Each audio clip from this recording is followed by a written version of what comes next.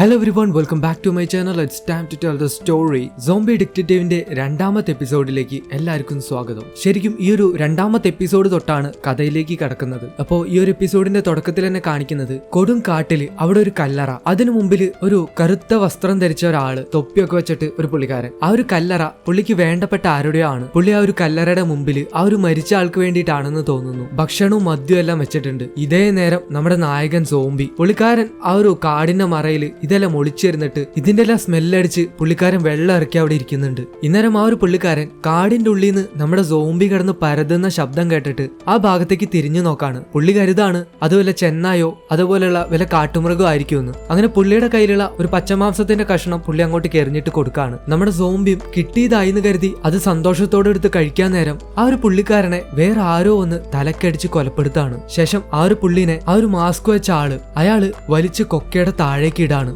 നമ്മുടെ സോംബി ചെറുക്കനാണെങ്കിൽ ആ ഒരു ബോഡി വീണ സ്ഥലത്തേക്ക് പോയി നോക്കുമ്പോ അയാൾ മരിച്ചിട്ടില്ല. അയാൾ എന്തോ അവനോട് പറയാൻ ശ്രമിക്കുന്നുണ്ട്, പക്ഷെ ഒന്നും അങ്ങോട്ട് വ്യക്തമാവുന്നില്ല. അവന്റെ കയ്യിൽ ഒരു താക്കോല് കൊടുത്തിട്ട് അയാൾ മരിക്കാണ്. നമ്മുടെ ചെറുക്കൻ അയാളുടെ ബാഗ് തപ്പി നോക്കുമ്പോ അയാളുടെ പേഴ്സ് കിട്ടാണ്. അതില് അയാളുടെ ID കാർഡ് ഉണ്ടാവും. പുള്ളി ഒരു ഡിറ്റക്റ്റീവ് ആണ്, വേറെ കാര്യമായിട്ടൊന്നും ഉണ്ടാവില്ല. അങ്ങനെ നമ്മുടെ ചെറുക്കൻ വിചാരിക്കാണ് എന്തായാലും ഇയാൾ ചത്തു, ഇനിയിപ്പോ ഇയാളെ തിന്നണോണ്ട് എനിക്കിപ്പോ എന്താ കുഴപ്പം, ഞാനും കൊന്നിട്ടില്ലല്ലോ, കൊന്നത് വേറെ ആളല്ലേ. പക്ഷെ എന്നാലും ഇവന്റെ ഉള്ളിലെ ആ ഒരു മനസ്സ് അത് മോശമാണ്, അങ്ങനെ ചെയ്യരുതെന്ന് പറഞ്ഞുകൊണ്ട് ഇയാളെ ആ ഒരു കാട്ടിൽ തന്നെ അടക്കം ചെയ്യാണ്. എന്നിട്ട് പുള്ളിയുടെ പേഴ്സിൽ നിന്ന് കിട്ടിയ ആ ഒരു അഡ്രസ്സിൽ അയാളുടെ ആ ഒരു ഡിറ്റക്റ്റീവിന്റെ വേഷമൊക്കെ എടുത്തിട്ടിട്ട് പുള്ളിയുടെ അഡ്രസ്സിലേക്ക് അന്വേഷിച്ചു പോവാണ്. അങ്ങനെ അവൻ ആ ഒരു സ്ഥലത്തെത്തുമ്പോ അയാളുടെ വീടൊക്കെ ആകെ അലങ്കോലായി കിടക്കുന്നുണ്ടാവും. പുള്ളി വിചാരിക്കാണ് ഒരു സോംബിയായ എന്റെ സ്ഥലം പോലും ഇതിലും വൃത്തിയായിട്ടാ സൂക്ഷിച്ചായിരുന്നത്, ഇയാൾ ഇത് എന്തൊരു മനുഷ്യനാന്ന് അവൻ വിചാരിക്കാണ്. അവിടെ നിന്ന് കട്ട് ചെയ്ത് നായികനെ കാണിക്കാണ്. അവളാണെങ്കിൽ അവളുടെ ആ ഒരു പോലീസ് ഫ്രണ്ട് ഉണ്ടല്ലോ, അവനെ വിളിച്ചിട്ട് അവന്റെയും അവളുടെ ചേച്ചിയുടെ ആ ഒരു പയ്യനുണ്ടല്ലോ അവന്റെ കൂടെ ഫുട്ബോൾ കളിക്കാണ്. പിന്നെ നമ്മുടെ ഈ നായികയുടെ മേളിൽ ഇവനൊരു കണ്ണുണ്ട്, പക്ഷെ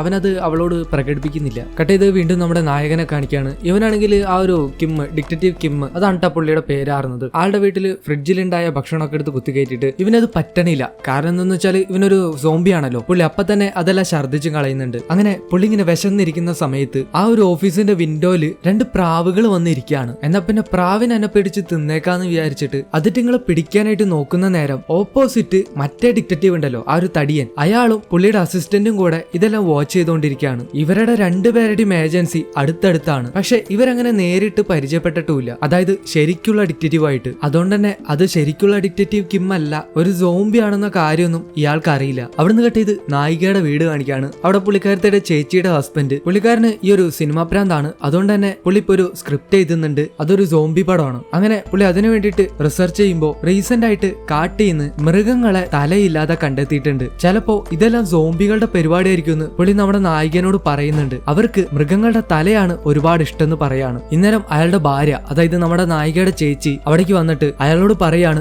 നിങ്ങളോട് സിനിമയെ കുറിച്ച് ഇവിടെ ഒരു അക്ഷരം മിണ്ടരുതെന്ന് ഞാൻ മുമ്പേ പറഞ്ഞേക്കണതാണ്. എന്നിട്ട് അനീത്തിനോട് നിന്റെ ഈ മാസത്തെ ശമ്പളം അത് നീ എന്താ ചെയ്തേന്ന് ചോദിച്ച് ഈ അനീത്തിനെയും അവരുടെ കെട്ടിയവനെയും രണ്ടിനെയും ചെവിക്ക് പിടിച്ചവര് കൊണ്ടുപോകുന്നുണ്ട്. കട്ടേത് വീണ്ടും നമ്മുടെ ഹീറോനെ കാണിക്കുകയാണ്. അവനിങ്ങനെ വിശന്നിരിക്കുന്ന സമയത്ത് ആ ഡിറ്റക്റ്റീവിന്റെ ഫോൺ അവിടെ ചാർജ് ചെയ്യാൻ വെച്ചിട്ടുണ്ടാവും. അതിലേക്ക് ഒരു മെസ്സേജ് വരാണ്, ഏതൊരു പട്ടിക്കുട്ടീനെ കണ്ടുപിടിച്ച് കൊടുക്കാൻ വേണ്ടിയിട്ട്. പുള്ളി ആദ്യം അത് മൈൻഡ് ചെയ്യില്ലാന്നുണ്ടെങ്കിലും പിന്നീട് ഈ വിശപ്പ് മാറ്റാൻ വേണ്ടി എന്ത് ചെയ്യുന്ന ആലോചിക്കുമ്പോഴാണ് അതിന് പുള്ളിക്കാരൻ റിപ്ലൈ കൊടുക്കുക. പുള്ളി മനുഷ്യനാണെങ്കിൽ 20,000 അല്ല മൃഗമാണെങ്കിൽ 5,000 എന്ന് പറഞ്ഞ് റിപ്ലൈ കൊടുക്കാണ്. അങ്ങനെ അവരും ഓക്കെ എന്ന് പറഞ്ഞ് റിപ്ലൈ അയക്കുന്നുണ്ട്. പക്ഷെ ഈ കസ്റ്റമറിനെ എങ്ങനെ കണ്ടുമുട്ടും? ഇവന്റെ രൂപം ഒരു സോംബിയുടെ പോലെയാണല്ലോ. അന്നേരം തന്നെ ആ ഒരു ഡിറ്റക്റ്റീവിന്റെ ലാപ്ടോപ്പിൽ ഒരു ക്രീമിന്റെ പരസ്യം കാണിക്കാണ്, BB ക്രീം. ഇത് പറ്റിയാല് മുഖത്തെ സ്കാർ ഒന്നും കാണില്ല. പുള്ളിക്കും സന്തോഷമാവാണ്. എല്ലാത്തിനും പ്രതിവിധി ദൈവം തന്നെ കാണിച്ചു തരുന്നുണ്ടെന്ന് അവനപ്പം മനസ്സിൽ പറയാണ്. അങ്ങനെ പുള്ളിക്കാരൻ ആ ക്രീം വാങ്ങി പറ്റി കഴിയുമ്പോൾ പുള്ളി ഒരു സാധാരണ മനുഷ്യന്റെ പോലെ ആവാണ്. അവന്റെ ലുക്ക് കണ്ടിട്ട് അവൻ തന്നെ ഞെട്ടിപ്പോകുന്നുണ്ട്. അങ്ങനെ പുള്ളി അവര് പറഞ്ഞ സ്ഥലത്ത് വന്ന് നോക്കുമ്പോൾ കുറച്ച് കുഞ്ഞു പിള്ളേരുകൾ,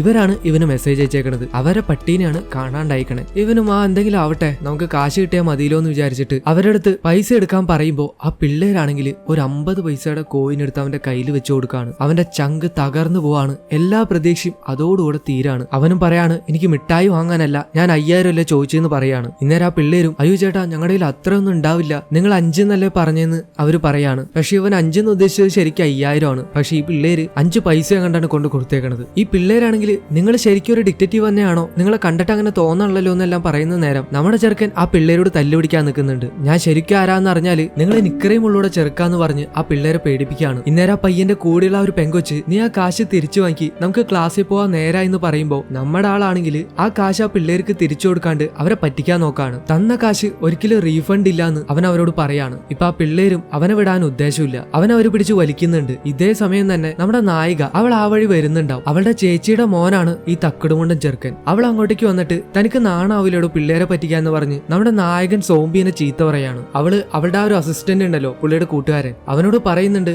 ഇയാൾ ഒരു പ്രകൃതി വിരുദ്ധനാണോന്ന് എനിക്ക് ഡൗട്ട് ഉണ്ട്, താൻ തന്റെ കാലൊന്ന് കാണിച്ചേ, തന്റെ കാലിൽ ഇലക്ട്രോണിക് ആംഗ്ലറ്റ് അങ്ങ് ഉണ്ടോന്ന് എനിക്ക് ചെക്ക് ചെയ്യണമെന്ന് പറയുന്ന നേരം ആ ഒരു അസിസ്റ്റന്റ് അവളോട് പറയുന്നുണ്ട്. മറ്റേ ആ ഒരു കൂട്ടുകാരനുണ്ടല്ലോ, ആ ഒരു പോലീസ് കൂട്ടുകാരൻ, ആള് പറ്റേ എന്നിട്ട് ചോദ്യം ചെയ്യാന്ന് പറയാണ്. ഇപ്പൊ നമ്മുടെ നായകനാണെങ്കിൽ ഈ കുരിപ്പുകൾ എന്തൊക്കെ പറയണേ, ഞാനിപ്പോ പെട്ടല്ലോ എന്ന് വിചാരിക്കുകയാണ്. കാരണം എന്താന്ന് വെച്ചാല് അവന്റെ കാലിൽ നിറയെ മുറിവുകളുടെ പാടാണല്ലോ, ആകെ വികൃതായിട്ടിരിക്കുക. അത് കണ്ടാല് ഇവൻ സോംബിയാണെന്നുള്ള കാര്യം അവരെങ്ങനെ മനസ്സിലാക്കിയാലോ എന്ന് വിചാരിച്ചിട്ടാണ് പുള്ളി അതിന് മടിച്ചു നിൽക്കുന്നത്. വേറെ ഒരു വഴിയില്ലാന്ന് മനസ്സിലാക്കി പുള്ളി അവിടുന്ന് ഒരു ഒറ്റ ഓട്ടമാണ്. പിന്നാലെ തന്നെ ഇവര് ഓടുന്നുണ്ട്. പക്ഷെ ഇപ്പൊ ഒരു സംഭവം നടക്കുന്ന എന്താന്ന് വെച്ചാല് ഇവരെല്ലാരും ഓടി ഓടി തളർന്നൊരിടത്ത് നിൽക്കുമ്പോൾ നമ്മുടെ സോംബി നിർത്താതെ ഓടിക്കൊണ്ടിരിക്കുന്നുണ്ടാവും. അവനപ്പോ ഒരു കാര്യം മനസ്സിലാക്കാണ്, ഈ തളർച്ചയൊക്കെ മനുഷ്യർക്കേ ഉള്ളൂ, സോംബികള് ഒരിക്കലും തളരില്ല. അതെന്തായാലും കൊള്ളാം. പക്ഷെ നമ്മുടെ നായികയാണെങ്കിൽ തന്നെ ഞാൻ എന്തായാലും വിടാൻ ഉദ്ദേശിക്കാന്ന് പറഞ്ഞുകൊണ്ട് അടുത്ത് നിൽക്കുന്ന ഒരാളുടെ ഹെൽമെറ്റ് വാങ്ങിച്ച് അതിന് നമ്മുടെ പാവം സോംബിയുടെ തലമണ്ടയ്ക്ക് എറിയാണ്. ഈ സോംബികൾക്കാണെങ്കിൽ തലയുടെ പുറകുവശം ഒരു വീക്ക് പോയിന്റ് ആണ്. അവിടെ അടി കൊണ്ടാല് അവര് ബോധം കെട്ട് വീഴും. നമ്മുടെ ചെറുക്കൻ ആ ഹെൽമെറ്റിന്റെ ഏറ് കൊണ്ടിട്ട് അവിടെ ബോധം കെട്ട് വീഴാണ്. അവൻ അങ്ങനെ ബോധം കെട്ട് കിടക്കുന്ന കാണിച്ച്